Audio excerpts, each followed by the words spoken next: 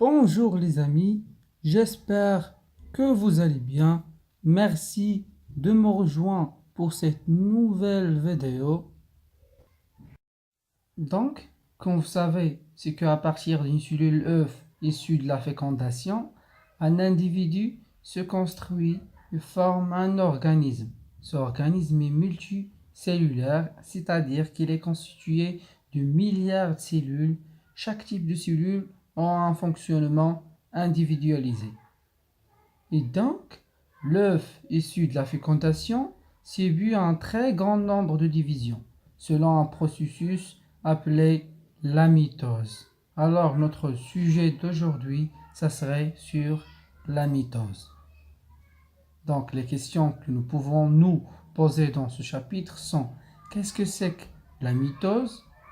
Quelles sont les étapes de la mitose? Quelles sont les structures cellulaires modifiées au cours de la mitose et comment se fait la répartition de l'information génétique entre les cellules issues de cette division. Donc on va expliquer tout ça brièvement, Inch'Allah, dans cette vidéo. Et on commence à la baraktillah.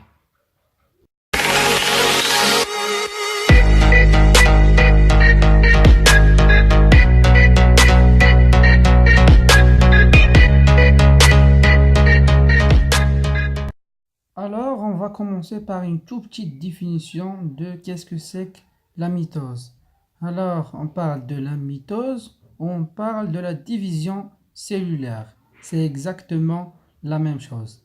Alors, la mitose ou la division cellulaire est le mécanisme de division qui permet à partir d'une cellule mère d'obtenir deux cellules filles identiques entre elles et possédant les mêmes caractéristiques génétiques que la cellule mère. Alors ces deux cellules sont identiques du point de vue structurel, fonctionnel et génétique. Donc, comme résumé, on aura une cellule mère qui donne deux cellules filles identiques entre elles et identiques à la cellule mère. Alors, ce processus se déroule en quatre grandes parties.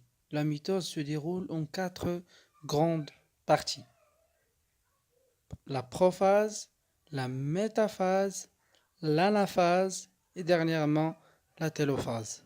Alors on va détailler chaque phase et on va voir quelles sont les modifications qui ont lieu durant les différentes phases. Commençons tout d'abord par la prophase. La prophase, c'est la première partie de la mitose, la première partie de la division cellulaire. Alors, pendant la prophase, la cellule entre en division et parmi les principales modifications, on distingue un estampage de l'enveloppe nucléaire, ça veut dire disparition de la membrane nucléaire, comme vous voyez dans la figure, et deuxièmement, la compaction de la chromatine, ça veut dire condensation de la chromatine. Et troisièmement, comme vous voyez dans l'image, il y a des centrosomes et des centrioles qui migrent vers les deux pôles opposés de la cellule, tandis qu'entre eux s'allongent des microtubules, comme vous voyez dans l'image. Les centrioles et les centrosomes migrent vers les deux pôles de la cellule, et entre ces deux centrosomes et des centrioles s'allongent des microtubules. À noter, c'est que le centrosome est un élément cellulaire responsable de la formation du faisceau mitotique lors de la mitose. Donc un centrosome est un niveau d'organisation des microtubules et on parle de centre organisateur des microtubules. Je vais détailler cette notion plus tard. Et finalement, j'aimerais dire que cette phase est la plus longue phase durant la mitose. Je pense qu'il dure d'environ 40 minutes. Ensuite, la métaphase. La métaphase est déjà précédée par une phase à courte durée qu'on appelle la prométaphase. La prométaphase se caractérise par l'allongement de nombreuses microtubules en direction des centromères des chromosomes, a pour but de capturer les chromosomes un par un et les placer à l'équateur du fuseau.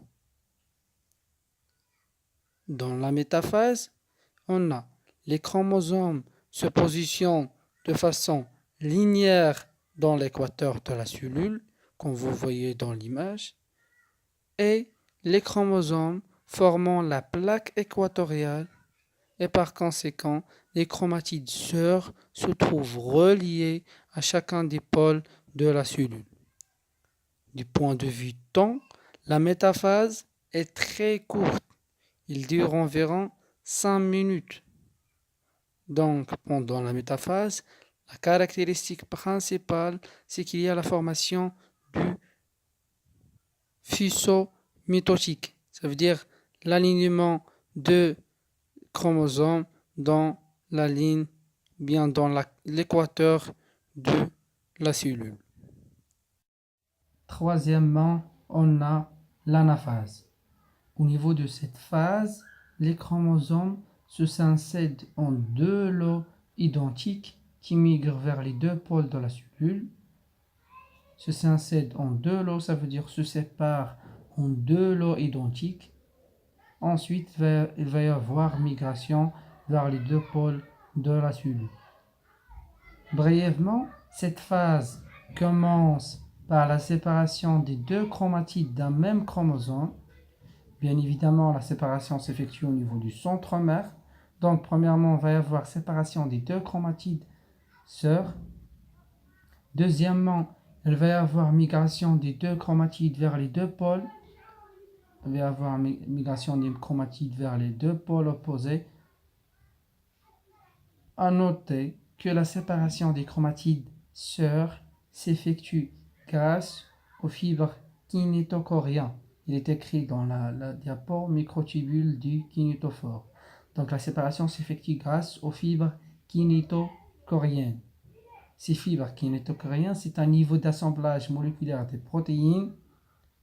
Ces fibres kinétochoriennes se trouvent autour des centrosomes au moment de la mitose. À noter tout simplement, c'est que ces fibres kinétochoriennes déterminent deux phénomènes essentiels. Premièrement, la séparation des deux chromatides sœurs. Deuxièmement, ils déterminent le trajectoire des différentes chromatides. Dernièrement, on a la télophase. Pendant cette phase, il y a décondensation des chromosomes et revenant à l'état de chromatine, et ces chromatines vont être inclus dans les noyaux des deux futures cellules filles. Brièvement, dans cette phase, il va y avoir premièrement décondensation des chromosomes en chromatine. Deuxièmement, reconstitution des deux noyaux. On parle de néosynthèse de noyaux. Une nouvelle synthèse des deux noyaux phi. Troisièmement, disparition des fibres kinétochoriennes.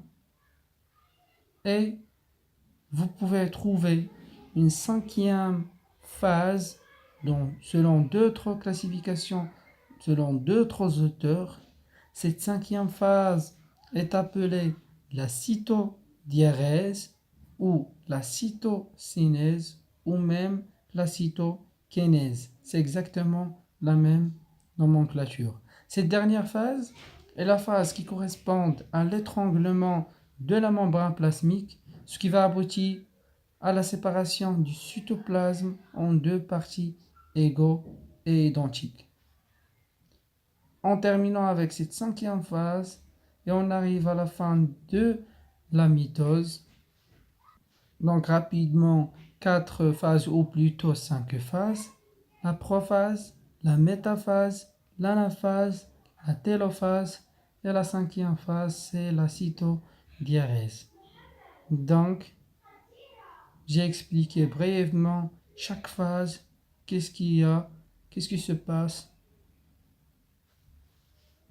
quelles sont les structures cellulaires qui se modifient au cours de la mitose.